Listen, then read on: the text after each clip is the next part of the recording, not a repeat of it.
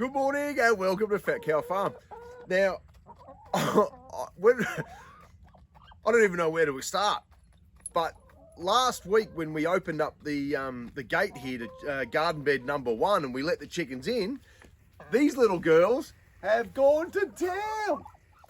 Pretty much all the low-lying greens and everything else are all sorted. They're smashing it. So what I plan to do now is, with all the vines and everything else, I'll probably just drop them and then just let them finish off what we've got to do. Whoa! So what we're probably looking at, what I thought was going to be around about, I think I said about 9 to 10 weeks, something like that.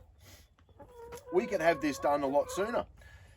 I can see my irrigation pipes running through now. That's all very clear on all garden beds. My stakes and strings, they've all come, they've all opened and exposed themselves. So I'll be able to take all these out and I'll save those ones for next year. So, wow. Chickens, mate. That's just fantastic. I just absolutely love them. I just can't believe how much they have actually done in 1 week. Now, I've got a bit of exciting news here at Fat Cow Farm.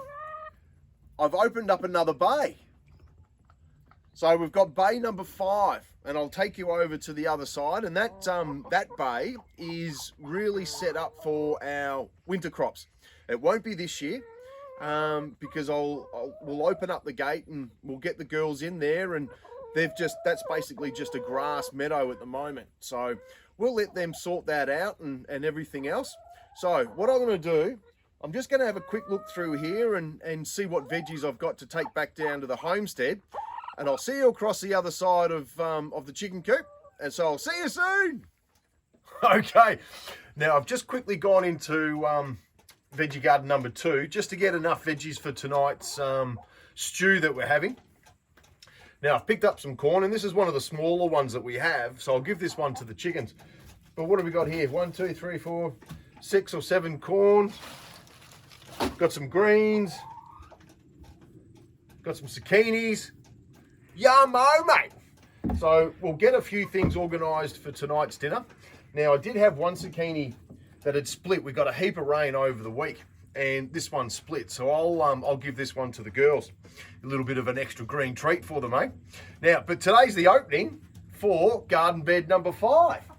So as you can see, it's just grass, ready to rock and roll. So what I'll do is I'll get the girls all sorted out with a few bits and pieces here, and we'll see. Hey girls, come on. Come on, come on, come on. Here we go.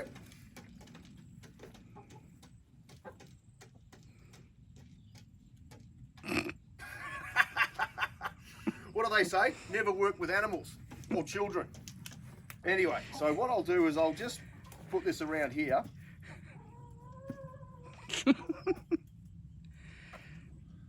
I'm like all alone. I've done all this hard work for nothing. Come on, chicks, look at this. I've got fresh corn.